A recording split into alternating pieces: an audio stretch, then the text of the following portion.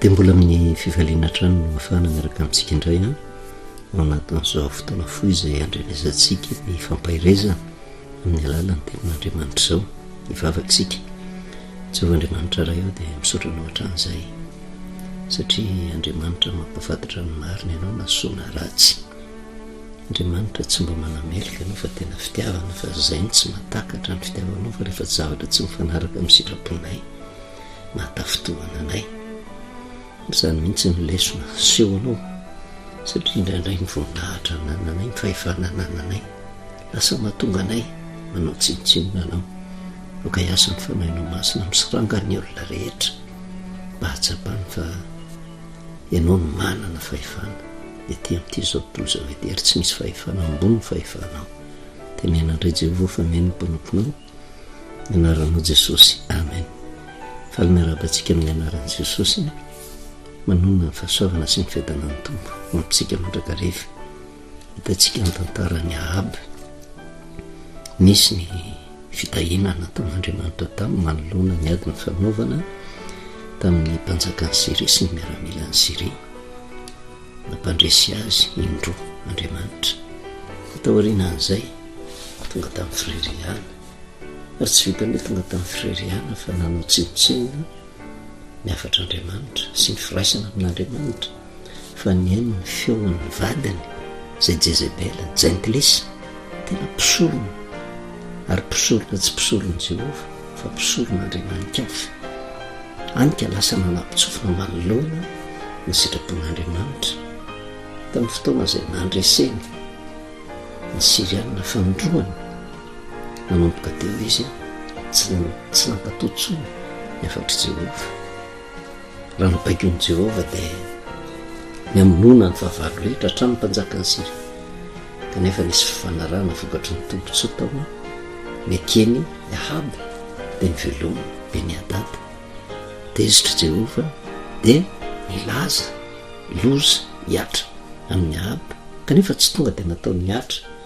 Fa izay no tenentsika hoe manamba ny Jehovah hoe manahoana ny toepony Ahab.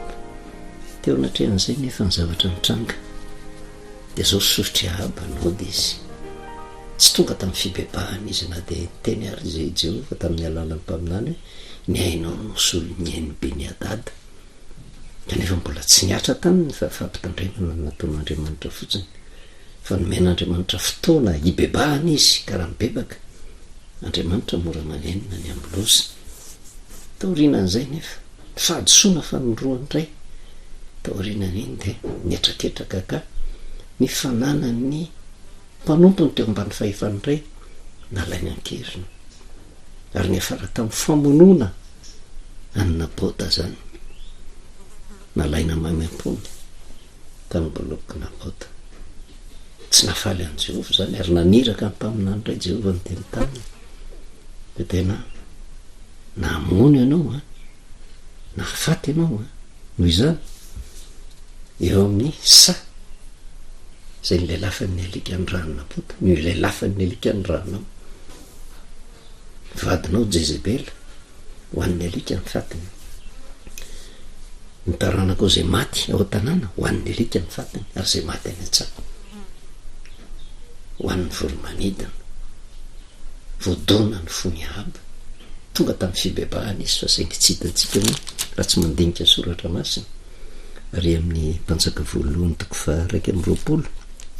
andiny fa 7:20 rehefa reny Ahab zany teny zany dia nandritra ny fitafiana izy ka nitafy lamba fisaonana nataony manolo-koditra sady nitafy anina sy nandry tamin'ny lamba fisaonana ary nijoretra teny am-pandehanana. Ary ny teny Jehovah tonga tamin'ny alita isipitaka na hitanao va nanetreny Ahab tena teo anatrehako, satria nanetry tena teo anatrehako izy dia tsy hatonga loza amin'ny androny fa any amin'ny androny zany ny voa tonga loza amin'ny taranany any. Mora manenina any amin'ny loza ka sainy ho tanterahana Jehovah. Ka rehefa nahita ny fanetretena ny Ahab, satria miafina ao anatin'izay hoe mijoretra teny am-pandehanana, tafy lamba fisaonana, ny fahadianana miafina ao anatin'izay ho an'ny zanak'Israely. Raha vao ireo ny zavatra mitranga dia midikany nisy fanenenana ny amin'ny ratsy natao sy ny fibebahana, fifonana teo anatrehan'i Jehovah. Eken'i Jehovah zany hoe nisintona indray ny loza zavatra manaitra nefa amin'izy ty mafy anange niraka mpanaovin'andriamanitra ny mpaminany nasa ny laza loza hoan'ny alika ny fatinao, hoan'ny alika ny fatiny vadinao, hoan'ny alika ny zanakao, de nirahana mpaminany zay ny teny avy am' Jehova kanefa tapitapika indray Jehova miala tam'le teny nampitondrainy ary io ny tsy nohon'ny olona ny mpaminany satria Eli efa tonga hatrehan'izay tsy olana tamin'ny Eli izy naniraka ka rehefa izy keo nampitsahatra ny loza ina mono azony Eli ho tanterahana eo natrehan'izay fa manaiky ny zava-misy fotsiny fa rehefa nahatsapa indray Ahaba fa tsy nisy loza miatra taminy de ny zavatra hitantsika tamin'ny farany na nandry fehizay nandritra ny 3 taona zany hoe tsy nisy ady teo anivon'ny Siriana sy ny Israely satria misitona lesona ny Siriana nahatsapa ny Siriana Jehova no momba andreo satria isaky ny miady amin'ny zanak'Israely Dreslava satria tamin'izany moa zanak'Israely niankina tamin'i Jehova niainy ny feon'i Jehova de faran'izy aloha mijanona fa na izany na tsy zany nefa nisy any tanànan'ny Israely zay teo ambany fahefan'ny Siriana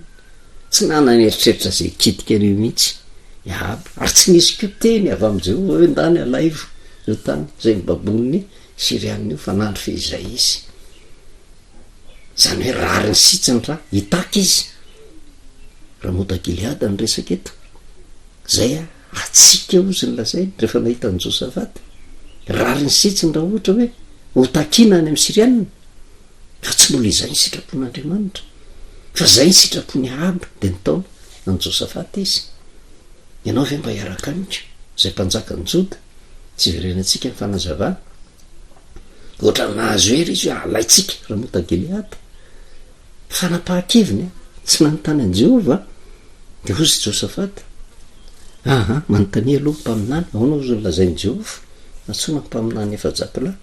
ny ray teny reo hoe atolotry Jehova eo an-tananao raha mota Gileada ivoaka padresy ianao ka nahataitra ny Josafata satria matoa Josafata taitra de fatany tsara mpaminany anankiray de Mikaia tsy mbola misy mpaminany ve ao izy de namaly Ahaba misy halako izy ozy fa tsy maminany afa tsy loza aza manao an'izany ozy Josafata fa ndana ny tany ihany izy fitiniko vetivety ny tantara zay nisy mba afahantsika manaraka ny fampahirezana sy sotomatsika lesona ary ny lesona zay sotomana de zao hoan'ny olona rehetra ninonninona saranga misy azy ninonninona fahefanananany afatra avy am'lay tompony fahefana manerina an'izao tontolo zao ianon'ny olona de tsy manerina efa izy afaka mandray fanapahakevitra ny olona ankatoa ny teny lay manam-pahefana manerina an'izao tontolo zao afaka manana fahefana koa le olona tsy ankatoa manana ny safidy izy de tahaka ny Ahaba fantany tsara mihitsy fa io ny Jehova zay ny teny ka ny safidy izy tsy anontany an' Jehova fa ny sitrapony ny tanteraha ka raha ny teny ny mpaminany efa jatolahy atolotry Jehova ho anao de zao mpaminany piso lelaka daholo reo nahita tombontsoa tamin'ny mpanjaka ary tsy sa ny teny zavatra ratsy fa zay zavatra mahafinaritra ny sofon'ny mpanjaka ka na de tsy Jehova raha ny teny de mandaingy reto mpaminany reto atolotry Jehova eo tananao io de natsony Mikaia rehefa tonga Mikaia tsy verenantsika tsony ny tantara fa rehefa tonga ny iraka na ny tany any Mikaia ny zavatra mitranga de miangavy io iraka io raha azo atao efa miray feo reo mpaminany efa jatolahy de mba aoka ianao iray feo amin'ny reo mpaminany reo de samy milaza soa ho amin'ny mpanjaka kanefa de honatrehan'izay inona navalin'ny Mikaia eo amin'ny mpanjaka voalohany toko fa raiky amby roapolo toko fa roa amby roapolo ny andiny fa efatra amby folo ho Mikaia raha velona koa Jehova ozy de zay lazain'ny Jehova amiko any nambarako de nakaly amin'ny mpanjaka izy tsy nanaika ary izy koa tsy mahafantatra zay sitrapon'andriamanitra fa de zao zay lazainy Jehova amikano nambarako tao amin'ny alina elan'izay fa nisy resaka ny fanaovany tamin'i Jehova tonga tany amin'ny mpanjaka izy. Ny zavatra nambarany Mikaia tsy mitovy amin'ilay nambarany ny efa-jatolahy ary ny rafitinina ny afatra avy amin'i Jehova tamin'ny Mikaia zavatra hitako izy ndrenindreny taka ny andro tsy misy mpianjana an'Israely. Tezitry Zedeka lehibe ampaminany fialahany tamainy i Mikaia fialahany tamainy teo anatrehan'izay nanahoana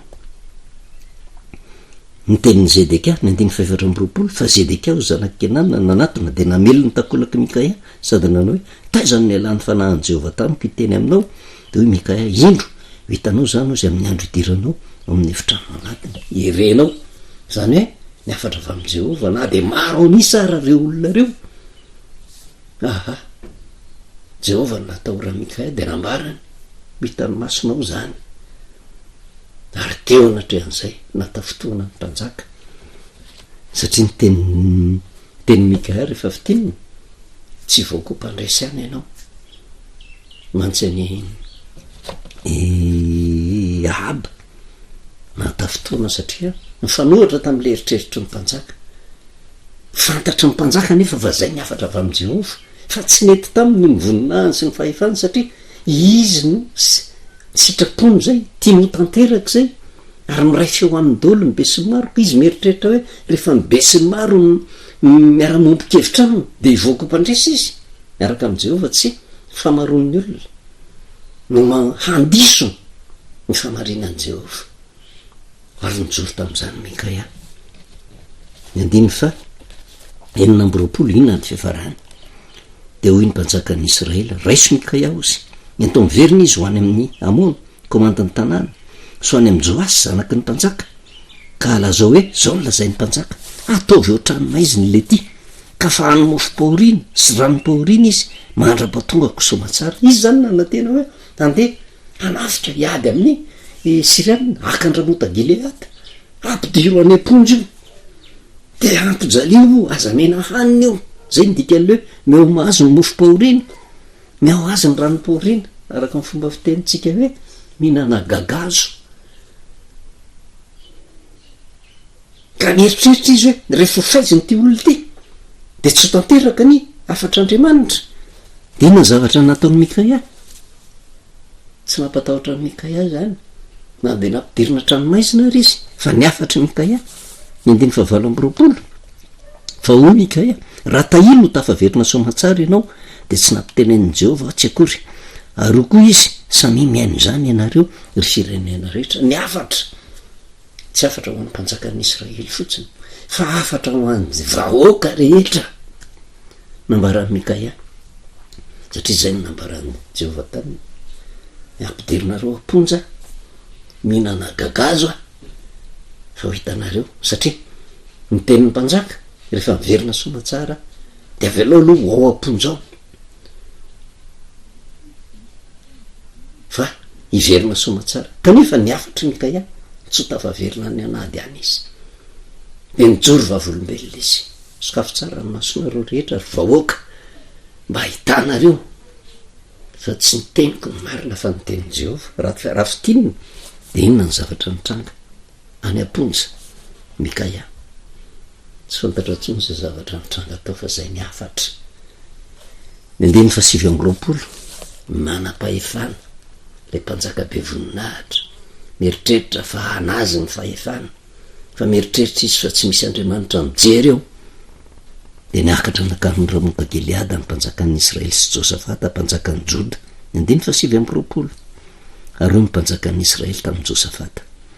ody olo-kafa ozy ka hitsarapaka ny naty ady fa ianao kosa de miakanjo ny akanjonao ihany de nody olo-kafa ny mpanjakan'ny Israely ozy ka nitsarapaka tany anaty ady tao an-tsainy any zany ny famarina ny tenin'ny Mikaia raha tahiny ianao tafaverina somatsara de tsy nampitenen'i Jehova de natahotra izy de fomba hoana no ahafantaran'ny Siriana satria zanak'Israely rehefa miady de tsy maintsy miaraka amin'ny any koa ny mpanjaka fa saingy ny solony amin'izay ny akanjo ahafantarana azy fa mpanjaka fa ny afetseny de zao josafata nefa nyteneny hoe anao viany ny akanjo mahampanjakanao fa za mody hitsarapaka anaty ady izy a mody olo-kafa ka ny Siriana efa mahafantatra mitoetra ny Ahaba satria raha iady aminy ila etraketraka aminy satria fa nipetrapotsiny tamin'izao ny Siriana tsy nietraketraka ny Israely indray nandeha tena hiazakazaka amely any Siriana de ny zavatra kendreniny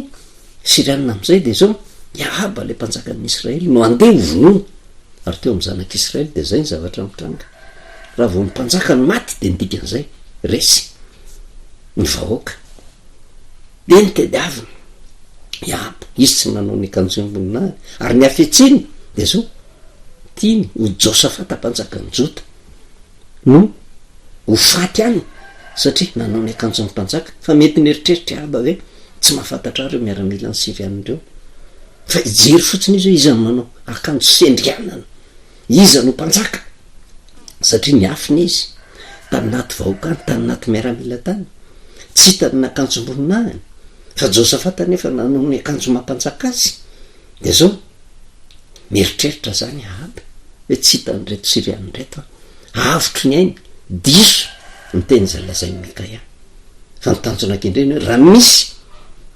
olona tokony ho faty de zao satria tsy hita izy de Josafata misy olo mitoerany any satria ny Siriana tsy mahafantatra an'izany hoe ty firenen'ny Joda ty firenen'ny Israely fa vahoakan'ny Israely miaramilan'ny Israely reo manafika azy ireo de zao zay mpanjaka ao de tonga de aringany nanatenan'izay Ahaba ary zay no natonga azy ny teny tamin'ny Josafata mody tsarapaka ny naty ady ao izy fa saingy ianao miakanjo ny akanjonao ihany zany hoe le akanjo pendriana le akanjo tena mampiavaka anao ho mpanjaka ny afetseny ange zany amin'ny vanim-potoana fiarovana any ainy any am'izay manaisitra ny akanjony le voninahiny tsy hitatsony satria ny hafa ny teny ho faty isy olo toerana azy de lasa izy nitsarapaka ny naty ady nieritreritra izy fa ho afaka de ho natrehan'izay andiny faraka amby 30 fa ny mpanjaka ny Sirio zay efa nandidy ny 30 la komandany kalesy nanao hoe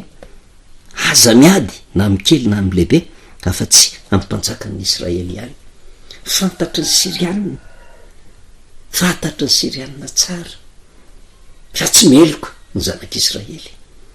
ary zay natonga ary tena endry ny mpanjaka jentilisa tamin'izany vanim-potoana zany ny mpanjaka ny Siriana fantany fa tsy sitrapony reto miaramila reto tsy sitrapony reto vahoakan'ny Israely reto nandeha etraketraka ka hiady aminy fa aitraitra zay tao anatin'ny mpanjakan'ny Israely fa nandrana ny miaramila mibaiko azo nefa na ny kely na ny lehibe za misy kity anareo mpanjakan'ny Israely ihany tediavina satria fantany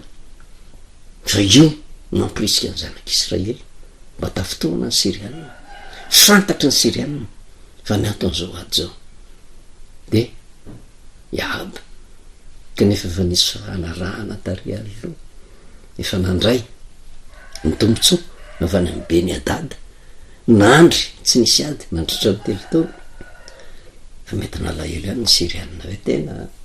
zavatra efa nifanaika kanefa de mbola io ihany netraketraka zay tanterahany me nibaiko am'izay miaramila endry mpanjaka jentilisa eto zany de misy mpanjaka ny jentilisa tsy manana ny Jehovah Andriamanina everina fa vetaveta everina fa mpanompo sampy fa misy ty mpanjakan'ny Israely ary zany mpanjakan'ny Israely zay tena manana ny Jehovah Andriamanina mahafantatra ny Jehovah ary raha ny tokony ho izy zany Israely zany rehefa mandray fanapahan-kevitra de zao tsy maintsy manontany an'i Jehovah lasa tsy manana ny toe-panaraka an'Andriamanitra fa ny jentilisa ry lasa ohatra ny manana toe-panaraka an'Andriamanitra tena raha ny tokony ho izy ange tokony nandray fanapahan-kevitra mihitsy ny Siriana ary nganona olevina tany daholo ireo vahoakan'ny Israely reo fa fantany fa tsy manatsiny reto vahoaka reto fa namporosihana fotsiny hiady tamin'ny Siriana mahafinaritra le baiko ny Siriana asa miady amin'ny zanak'Israely na ny kely na ny lehibe iaba ihany tediavina mpanjaka ny zanak'Israely ihany tediavina ao anatin'izany nisy tomatsika leso ametrahantsika fanontaniana eo amin'ny toerana misy atsika tsiraray avy ohatra ny mampandiny tena zany olona mahafantatra an' Jehova tsy manana ny toe-panaraka an'Andriamanitra anarany fotsiny tonona ho vahoaka an'Andriamanitra indrindra lehibe mitarika ny zanak'Israely kanefa no misy fahendrena mpanjaka ny jentilisa gaga ny Siriana rehetrarehetra feno fahendrena ny Siriana ary tadidio ty na de tsy mivavaka am' Jehova ary ny jentilisa fa zay le fahendrena zay no hitan'ny Jehova amin'ny jentilisa tsy maintsy mivoaka mpandresy ny jentilisa satria marimarina kokoa no ny vahoaka an'Andriamanitra ary zany rehetrarehetra zany ny tsika mandiny tena misy tsika manaraka am'izao fampianarana zao na kely na lehibe na manam-pahefana na manam-boninahitra na ataoko hoe sarababe n'olona tsotra mahantra fadiranovana enjehan'ny olona kanefa mahatoy ianao manaraka de kristianina ianao anao na mitoe-panao anatinao mendrika miantso ny anaran'i Jehova ve fa zany rehetrarehetra zany mamperitreritra ary zay tenin'Andriamanitra io tsy misy fanameloana ho an'izana izy fa afatra mba hatonga ny olona hitodika amin'Andriamanitra mba hatonga ny olona tena andiny tena hoe sao de manononona foana ny anaran'i Jehova zany manononona foana ny anaran'i Jehova zany ange tsy hoe miteny ratsy ny anaran'i Jehova fa milaza ianao fa kristianina kanefa ny fomba mampanao ataonao tsy mifanaraka ny soratra masina tsy mifanaraka amin'ny toetra ny Kristy oreo olona raha mbola matsiaro anao fa manana tombon'androm-pahavelomany ninonina toerana misy ianao andao reo olona iverina amin'i Jehova tsy misy fifankahalana alao reo olona mifamela heloka alao tena mibebaka eo anatrehan'Andriamanitra zany ihany no andrasan'Andriamanitra de misy ny vahaolana tsy hainao eritreretina avy amin'i Jehova raha tsy zay tsisy azo atao de tonga am'le tenen'ny Mikaia ihany raha tahiny anao tafaverina somatsara ozy tsy nampitenen'i Jehova tsy ny hevitry Mikaia na tonga ny teny an'izany fa ny hevitry Jehova raha tsy mino ianao de zao toy izy ihany ohatran'izay ny tenin'ny Mikaia ke toy izy ihany ny sitraponao hoe ianao zay miatso ny anaran'i Jehova de zao aza le afatry Jehova no atao hoe ianao zay milaza fa tena manaraka an' Jehova aza miheno ny feo an'le mpanompon'Andriamanitra zay manoro hevitra anao hoe ohatran'izany ny afatry Mikaia fa ho hitanao ihany ny farany fa io Jehova io Andriamanitra ny firenena rehetra izy ary tsy azo vazovazena izy fa zay manao ny tsara no ankasitrahany fa raha manao ny tsy mety kosa engane zay tarany atsika mba tsy vonoany Jehova fengane mba hamindra fo Jehova hitarika n'izany olo zany mba hitodika amin'ny tanteraka ho tonga amin'ny fibebahana motoko sy mino fa zany teny zany de fampahirezana atsika mandrakarika fa satria amtonona ny olona rehetra zany tsy mijery saranga tsy mijery arena tsy mijery voninahitra tsy mijery fahefana fa mampitodika ny olona mandraka riva misy le fahefana faratapana de ny fahefan'Andriamanitra zay tsy azo ivalozana fa zay nanao ny tsara nahazo fiainana zay nanao ny ratsy fijalena fahafatezana no vokany vavakisika misotranao Jehova Andriamanitra reny ny teninao ray zay tonga taminay de ny mamperitreritra manoloana ny tantara zay soritanao kanefa zany tantara zany tompona de fa lasa ela azy de napetraka ao mba fananarana anay zay hiaran'izao andro faran'izao de mifanahinao hiasa tanteraka ao anatinay tsiraray avy mba hoentinay mandiny tena tompo sao de fetsifetsy takany aby fa mieritreritra fa tsy ho hitanao mitsarapaka ao anatin'ny adiny zao tontolo zao kanefa tianay solitoerana anay ho faty namanay zay atokisanay fa zay mitady ho afaka eo anatrehanao tsisy miafina aminao zany dia matoko sy meny fa anokatra ny masom-panany tsiraray avy ana tompo mba hiverena ny tanteraka ao aminao andraisy ny fahasoavana sy ny fiadanana mpisaotra indrindra ray amin'ny anaran'i Jesosy amen. Manavelonantsika amin'ny anaran'i Jesosy manana fahasoavana sy ny fiadanana tompo amintsika mandrakariva.